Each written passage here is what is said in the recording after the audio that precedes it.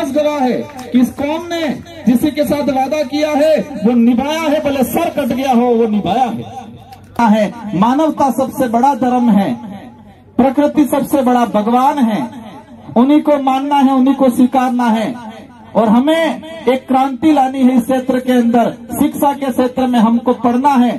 आज भले भीड़ कमजोर है यहाँ, लेकिन 15-20 साल बाद यहाँ हर गांव में एक IAS अधिकारी निकले, ऐसा नमस्कार जोहार, मैं Anil Kumar, BP news channel में आपका स्वागत है। सांसद राजकुमार रोत कल बाड़मेर रामसर में आदिवासी आधिकारिक दिवस पर बहुत अच्छा भाषण दिया, जिसको देखकर आपका मन बिल्कुल उत्साहित हो जाएगा। उन्होंने बहुत अच्छी बातें कही है। राजकुमार रोत ने कहा है आदिवासी वो कौम है जिससे भी वादा करती है, चाहे अपना सर कट जाए तो भी उस वादे को पूरा करने की कोशिश करती है। तो बहुत अच्छी बातें कही है। आप लोगों से गुजारिश है वीडियो को लाइक कर देना और चैनल को सब्सक्राइब जरूर कर देना।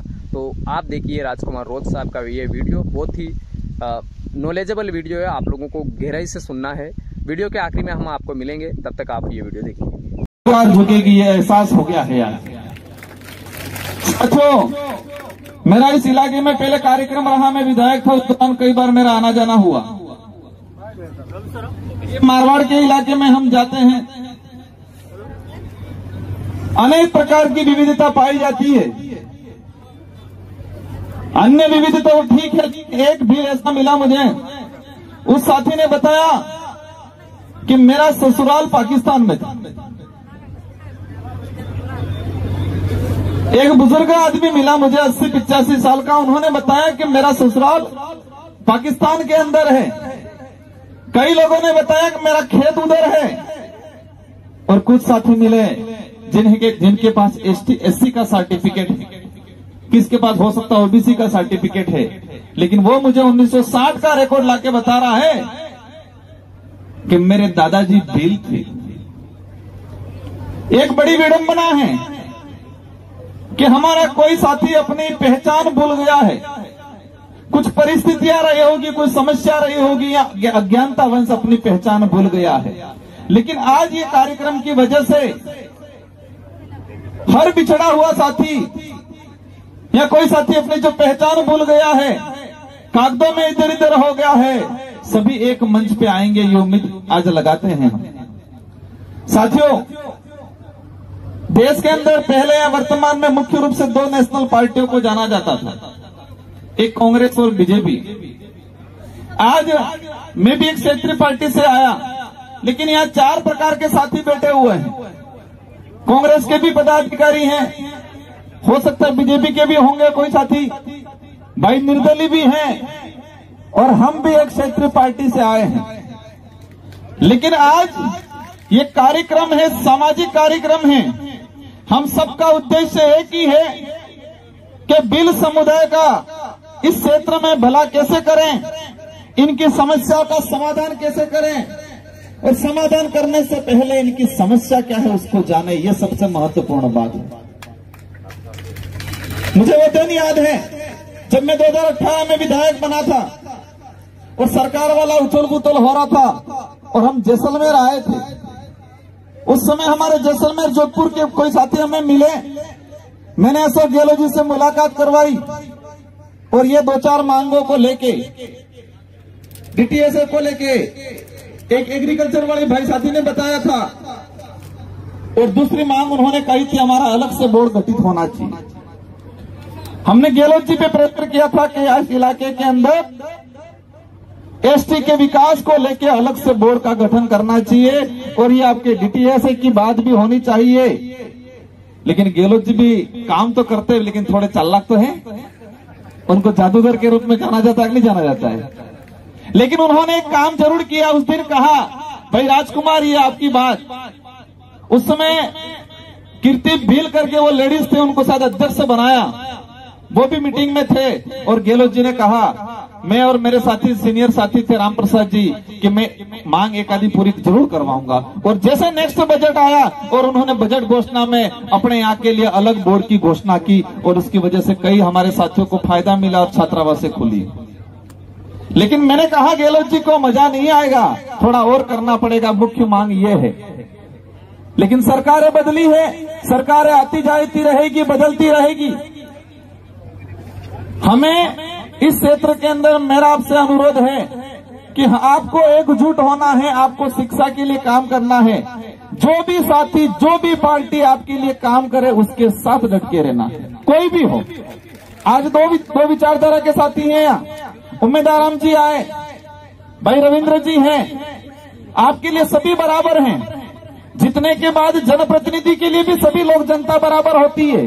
किसने वोट दिया, किसने वोट दिया, ये महत्वपूर्ण नहीं है, जनता सबकी होती है। जो जीतता है उसकी जिम्मेदारी है सबको साथ में लेके चलना। और मुझे उम्मीद है भाई रविंद्र जी से भी और उम्मीदवार राम जी से भी और जिला प्रमुख जी से भी कि इस समाज की हालत, हमारे इस इलाके में हालत खराब है। भौतिक विकास की बात आए, आपको करना है। उम्मीदवार राम जी ने 20 लाख की घोषणा की है, साथ ही जिला प्रमुख जी ने भी 10 लाख की यहाँ के लिए घोषणा की है, और भाई रविंद्र जी ने भी घोषणा की है कि मैं डीटीएस की बात को विधानसभा में उठाऊंगा। उम्मीदवार राम जी को भी कहा है, भाई रविंद्र जी अब भाषण दे रहे थे, पीछे से अंगुली मेरे को कर रहे थे, आप बोलो बोलो कुछ घोषणा यहाँ के लिए भी करे। मैंने कहा हमारे भाई हैं, मैं अवश्य कराऊंगा। आज नहीं तो कल भी इस इलाके के लिए, इस क्षेत्र के लिए, इस समाज के लिए और इस जगह के लिए रविंद्र भाई के विधायक कोटे से भी आपको पैसा देंगे, आप निश्चित रहना। क्योंकि हमें एक ही चीज करना है, जो हमें साथ देगा, जो हमारा काम करेगा, जो हमारा विकास की बात करेगा, जो हमारी समस्या का समाधान करेगा, उसके साथ डट खड़ा रहना है। और इतिहास गवाह है कि इस कौम ने जिसी के साथ वादा किया है वो निभाया है, भले सर कट गया हो वो निभाया है। हमारे पूर्व वक्ताओं ने सारे इतिहास के पन्नों को लेकर बात बता दी आपको। हर जगह बिल समुदाय ने किसी को आश्वासन दिया है, किसी को वचन दे दिया है तो साथ में खड़ा रहा है, परिणाम की चिंता नहीं की है। हमारा ताजा उदाहरण हम देख सकते हैं, ताजा उदाहरण तो नहीं कहेंगे लेकिन लेटेस्ट नजदीक का उदाहरण हमारा,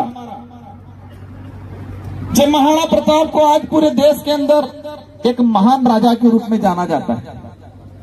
देश के इतिहास में पढ़ाया जाता है कि जब मुगलों का राज था, उस दौरान सारे देश के राजाओं ने मुगलों की अधीनता स्वीकार कर ली, लेकिन राणा प्रताप ऐसे एक व्यक्ति थे जिन्होंने मुगलों की अधीनता स्वीकार नहीं की। ये इतिहास के पन्नों में पढ़ाया जाता है और इसीलिए उनको राणा प्रताप से उनको महाराणा प्रताप कहा जाता है पूरे देश के अंदर। लेकिन उस इतिहास के तह में जाएं, उस समय उनके साथ कंधे से कंधा मिला के कौन खड़ा था?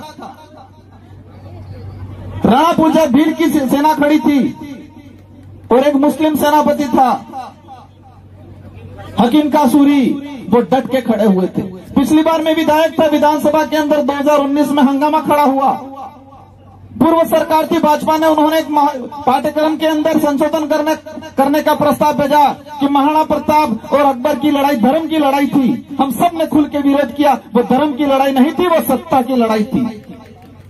क्योंकि महाराणा प्रताप के साथ भील खड़ा था, मुसलमान भी था, और अकबर की तरफ से मान सिंह था, तो धर्म की लड़ाई नहीं हो सकती है। इसलिए कई बार हम पे आरोप लग जाते हैं कि राजकुमार तो धर्म विरोधी है। धर्म प्यार, स्नेह, सच्चाई स्वीकारता है, धर्म झूठ नहीं सिखाता है। उस समय हमने आश्वासन दिया था, जब महाराणा प्रताप जंगलों में आए, आदिवासी समुदाय ने स्वीकार किया, उनको कहा आप हमारे राजा हो, हम आपके कंधे से कंधा मिला के लड़ेंगे, हम सर कटाएंगे। और उस समय उनके भाई थे शक्ति सिंह और जगमाल। शक्ति सिंह जी ने कहा भीलों को, कई लोगों को, कि अपनी जान ही नहीं रहेगी तो राज रह के क्या मतलब रहेगा। तो उस समय भीलों ने कहा शक्ति सिंह जी को कि हम जान की परवाह नहीं करते, हम जबान की परवाह करते हैं, क्योंकि हमने महाराणा प्रताप को जबान दिया है। और शक्ति सिंह और जगमाल दोनों चले गए मान सिंह जी के पास, लेकिन राणा पूजा भील की, हाकिम कासूरी की सेना कहीं नहीं गई और डट के रही। और आज पूरे देश के इतिहास के पन्नों में पढ़ाया जाता है कि राणा प्रताप एक ऐसे व्यक्ति जो मुगलों से नहीं डरे। ये पहले से संबंध बनाया है।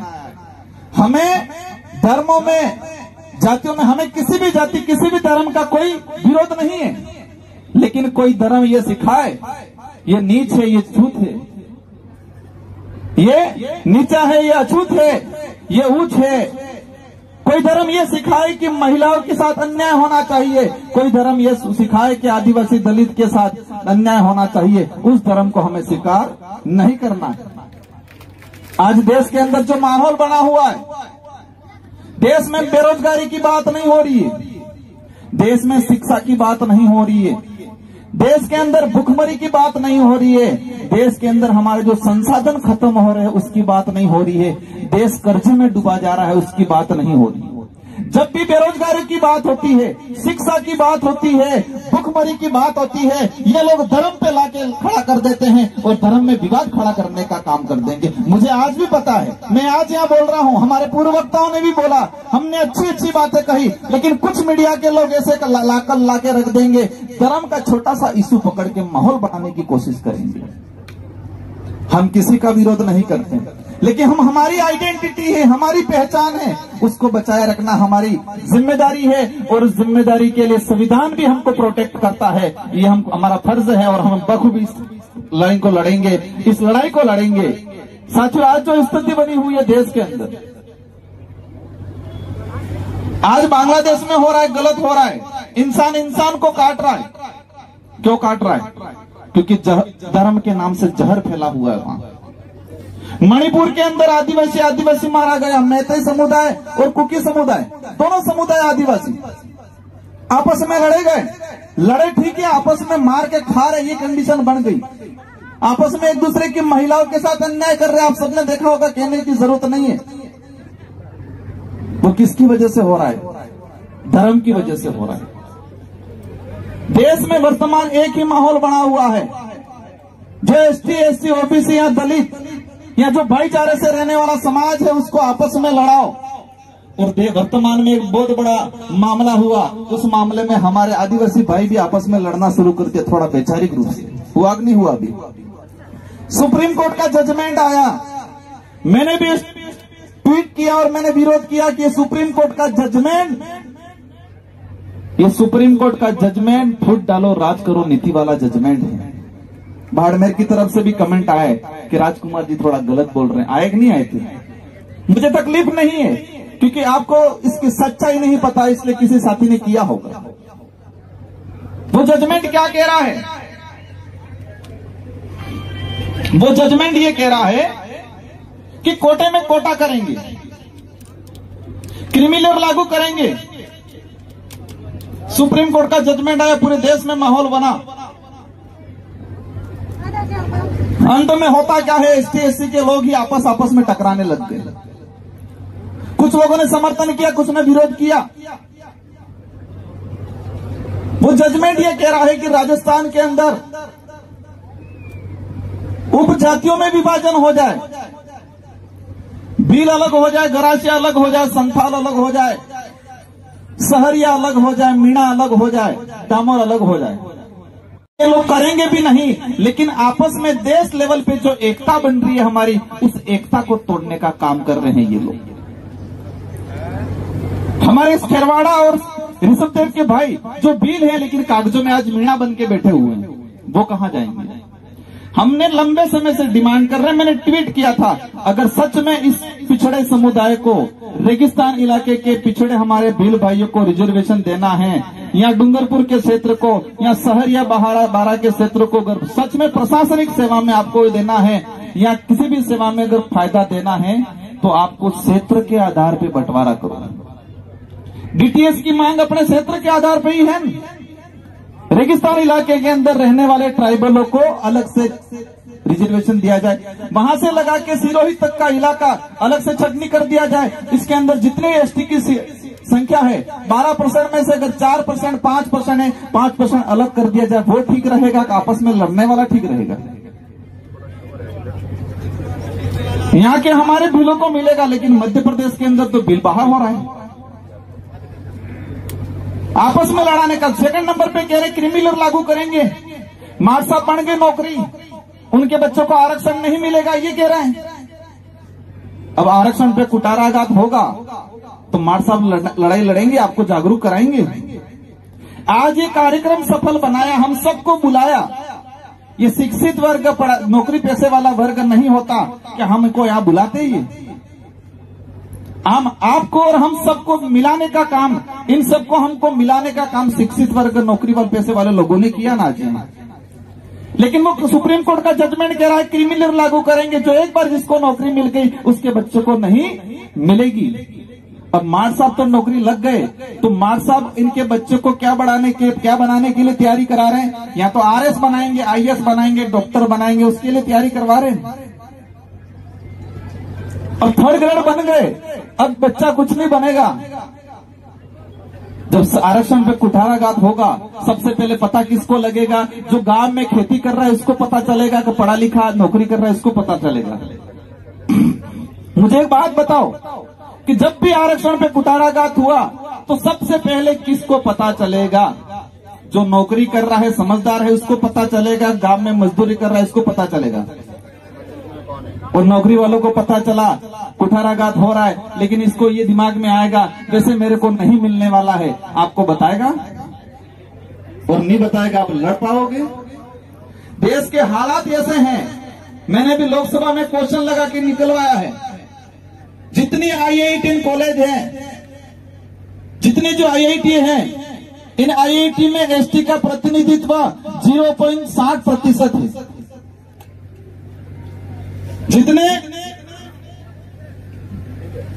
जितने विश्वविद्यालय हैं, इन विश्वविद्यालय में प्रोफेसर ST का 2% है। इसी कंडीशन SC की है। हम उच्च पदों पे जा ही नहीं पाए, हम 3rd ग्रेड बढ़ते ही लड़ना शुरू कर दिया आपस में लड़ाने वाले लोगों ने, और हमने इनको मान लिया। हमें ओनली फॉर DTS चाहिए, यही चाहिए ना। और उसको लेके लास्ट इधर गंगानगर से लगा के आपके जालोर तक एकजुटता बनाओ और आंदोलन तैयार करो, घर टू घर आंदोलन तैयार करो, घर घर पे लगना चाहिए। और आपने एक भाई ने बोला था DTS है तो वोट है, DTS नहीं है तो वोट नहीं है। ये मुहिम चलानी पड़ेगी, हम सब साथ देंगे। मुझे उम्मीद है हमारे मंच पे बैठे हुए अन्य पार्टी के साथी भी साथ देंगे। इसमें किसी को नुकसान नहीं है, किसी को नुकसान थोड़ी है, किसी पार्टी को नुकसान नहीं है, किसी समुदाय को नुकसान नहीं है, ST को भी अंदर नुकसान नहीं है। ये डिमांड है हमारी, उस डिमांड को पुरजोर तरीके से हमको आगे ले जाना है। साथियों, देश के अंदर जो माहौल बना हुआ, जल जंगल जमीन के हम नारे लगाते बात करते हैं, लेकिन जमीनों के जो हाल हैं, पिछले 5 साल के अंदर टाइगर प्रोजेक्ट के नाम से पूरे देश के अंदर 2.5 से 3 लाख आदिवासियों को रिकॉर्डली विस्थापित किया गया। रिकॉर्डली कागजों में सरकार का आंकड़ा है। अब आप समझ लो, रिकॉर्डली अगर 3 लाख आदिवासी विस्थापित हुए तो जो वहां पर पिलाना या फॉरेस्टर में बिना रिकॉर्ड के कितने लोग रह रहे होंगे? जस्ट डबल संख्या मान लो, 5 लाख आदिवासी लगभग पिछले 5 सालों के अंदर टाइगर प्रोजेक्ट के नाम से विस्थापित हो गए। हमारा इतिहास इतना भयंकर है कि हम देखते हैं हर जगह, हर इलाके में किसी से भी लड़े हम लोग, लेकिन स्वाभिमान के लिए लड़े हैं, हक के लिए लड़े हैं। और एक ये सच्चाई है, सबको स्वीकार करना पड़ेगा कि आदिवासी ने सबका साथ दिया, आदिवासी ने कभी किसी का शोषण नहीं किया। इस देश के इतिहास में उठा के देखेंगे, आदिवासी बहुसंख्यक रहा होगा, कोई एक अन्य को कम्युनिटी का एक घर क्यों नहीं होगा, उसको प्रोटेक्शन दिया होगा, कभी उसके साथ अन्याय नहीं किया होगा। वो हमारे ब्लड में है। लेकिन कई बार देखने में आता है इस इलाके के अंदर एट्रोसिटी होती है, मूछ रखने पे मारा जाता है, अच्छी बात करने के लिए मारा जाता है, स्कूल में पानी पीने जाए ST SC का आदमी छूने से मारा जाता है। लेकिन ये मुझे बाड़मेर में अच्छा लगा कि ये चीजें बाड़मेर में ज्यादा नहीं हो रही है। और मैं सभी समुदाय के साथियों को धन्यवाद देना चाहूंगा और आपसे अनुरोध करना चाहूंगा कि ऐसी घटनाएं हमारे इलाके में नहीं होना चाहिए। इंसानियत, मानवता सबसे बड़ा धर्म है। इंसान से बड़ा, मानवता से बड़ा दूसरा कोई धर्म नहीं होता। और जो धर्म इंसान से नफरत सिखाता है वो धर्म नहीं हो सकता, वो धंधा है। जो धर्म इंसान को इंसान से नफरत सिखाता है, इंसान में भेद करता है, वो धर्म नहीं हो सकता, वो एक धंधा। ये इस बार ठान के जा रहे हैं अपन लोग, क्योंकि ये मुहिम, ये लड़ाई डूंगरपुर, बांसवाड़ा, बाड़मेर तक नहीं, ये चिंगारी पूरे देश में हर कोने में लगना शुरू कर दी है। और ये सिर्फ आदिवासी समुदाय अकेला ही नहीं, साथ में अन्य समुदाय, अन्य वर्ग के लोग जो मानवता में विश्वास करते हैं वो सारे लोग अपने साथ खड़े हैं और आने वाले समय में एक बड़ी क्रांति होगी इस देश के अंदर। और मैं चाहूंगा आने वाले समय में 10-15 साल बाद धर्म के नाम से कोई लड़ाई नहीं लड़ेगा। आपसी लड़ाई हो सकती है कोई, लेकिन जो नफरत पैदा की है देश के अंदर, उस नफरत को खत्म करने का काम करना है। साथियों, तीनों साथियों ने घोषणा की है, मैं वहां का सांसद रहा, मैं बजट तो नहीं दे सकता, लेकिन अवश्य आपकी हर लड़ाई में आगे खड़ा रहूंगा। और मैं मेरे साथी भाई रविंद्र जी हैं, उनको भी हाथ पकड़ के कहूंगा हमारे समुदाय के, हमारे क्षेत्र के लिए करना पड़ेगा पूरा। जिला प्रमुख जी हैं, साथ ही हमारे सांसद महोदय हैं, उनको भी कहूंगा। और मुझे उम्मीद है कि मेरी बात को, आप सबकी बात को ये नहीं टालेंगे और आपका हर काम करेंगे। इन्हीं शब्दों के साथ आप सबको खूब खूब धन्यवाद। हमारे बच्चों को पढ़ाओ। अगर हम भी पढ़े नहीं होते तो आज यहाँ नहीं आते। मैं पढ़ा लिखा नहीं होता, मैं विधायक बना दिया होता, यहाँ सांसद बना दिया होता, मैं विधायक गिरी सांसद गिरी नहीं निभा पाता। इसलिए बच्चों को पढ़ाओ। एक टाइम एक रोटी कम खाओ चल जाएगा, एक टाइम नहीं खाओ चल जाएगा, लेकिन बच्चों को पढ़ाओ। बस बच्चा पढ़ेगा, कहीं नहीं रुकेगा, अपना इतिहास जानेगा, और अपना इतिहास जानेगा अपनी ताकत जानेगा, और अपनी ताकत जानेगा तो एकत्रित होगा, और एकत्रित होगा तो हर मुसीबत से लड़ने के लिए तैयार हो जाएगा। इन्हीं शब्दों के साथ आप सबको खूब खूब धन्यवाद। मैं अंत में आप सभी से एक अनुरोध करना चाहूंगा कि बाड़मेर से, जालोर से लगा के जोधपुर से आगे हनुमानगढ़ गंगानगर तक एकजुटता बननी चाहिए। और हमें यह तय करके रखना है, मानवता सबसे बड़ा धर्म है, प्रकृति सबसे बड़ा भगवान है, उन्हीं को मानना है, उन्हीं को स्वीकारना है। और हमें एक क्रांति लानी है इस क्षेत्र के अंदर। शिक्षा के क्षेत्र में हमको पढ़ना है। आज भले भीड़ कमजोर है यहाँ, लेकिन 15-20 साल बाद यहाँ हर गांव में एक IAS अधिकारी निकले, ऐसा प्रयास करना है हम सब को। तो दोस्तों, ये वीडियो था राजकुमार रोज साहब का, जिन्होंने बहुत अच्छी बातें आपको बताई। उम्मीद है आपने बहुत अच्छे से सुना होगा। वीडियो के आखिर में मैं यही कहूंगा, अभी तक आपने चैनल को सब्सक्राइब नहीं किया दोस्तों, चैनल को सब्सक्राइब कर देना। और आपकी क्या प्रतिक्रिया इस वीडियो में कमेंट करके जरूर बताना दोस्तों। मिलते हैं नेक्स्ट वीडियो में, तब तक के लिए जय हिंद, जय जोहार, जय भीम दोस्तों।